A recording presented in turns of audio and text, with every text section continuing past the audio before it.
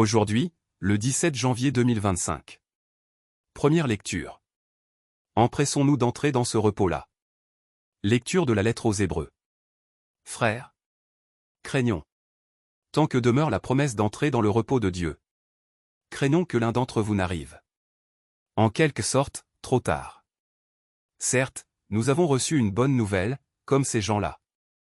Cependant, la parole entendue ne leur servit à rien. Parce qu'elle ne fut pas accueillie avec foi par ses auditeurs. Mais nous qui sommes venus à la foi, nous entrons dans le repos dont il est dit. Dans ma colère, j'en ai fait le serment. On verra bien s'ils entreront dans mon repos. Le travail de Dieu, assurément, était accompli. Depuis la fondation du monde. Comme l'Écriture le dit à propos du 7e jour. Et Dieu se reposa le 7e jour. De tout son travail. Et dans le psaume, de nouveau. On verra bien s'ils entreront dans mon repos. Empressons-nous donc d'entrer dans ce repos-là. Afin que plus personne ne tombe. En suivant l'exemple de ceux qui ont refusé de croire. Parole du Seigneur. Nous rendons grâce à Dieu. Psaume. N'oubliez pas les exploits du Seigneur. Nous avons entendu et nous savons. Ce que nos pères nous ont raconté. Les titres de gloire du Seigneur. Sa puissance et les merveilles qu'il a faites. Pour que l'âge suivant les connaisse. Et leur descendance à venir. Qu'ils n'oublient pas les exploits du Seigneur.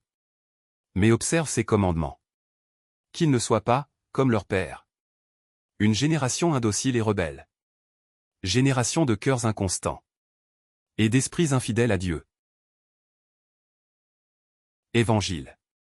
Le Fils de l'homme a autorité pour pardonner les péchés sur la terre. Alléluia. Alléluia. Un grand prophète s'est levé parmi nous, et Dieu a visité son peuple. Alléluia. Évangile de Jésus-Christ selon saint Marc. Quelques jours après la guérison d'un lépreux. Jésus revint à Capharnaüm. Et l'on apprit qu'il était à la maison. Tant de monde s'y rassembla. Qu'il n'y avait plus de place, pas même devant la porte. Et il leur annonçait la parole. Arrivent des gens qui lui amènent un paralysé. Porté par 4 hommes. Comme ils ne peuvent l'approcher à cause de la foule. Ils découvrent le toit au-dessus de lui. Ils font une ouverture. Et descendent le brancard sur lequel était couché le paralysé. Voyant leur foi. Jésus dit au paralysé. Mon enfant, tes péchés sont pardonnés. Or, il y avait quelques scribes, assis là. Qui raisonnaient en eux-mêmes. Pourquoi celui-là parle-t-il ainsi? Il blasphème. Qui donc peut pardonner les péchés? Sinon Dieu seul?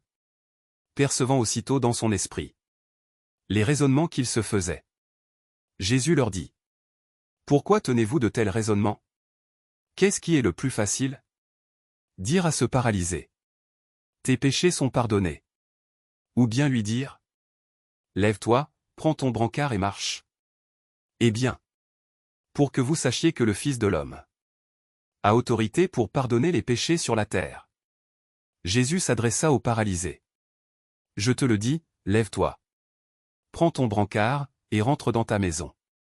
Il se leva, prit aussitôt son brancard. Et sortit devant tout le monde. Tous étaient frappés de stupeur. Et rendaient gloire à Dieu, en disant. Nous n'avons jamais rien vu de pareil. Acclamons la parole de Dieu. Louange à toi Seigneur Jésus.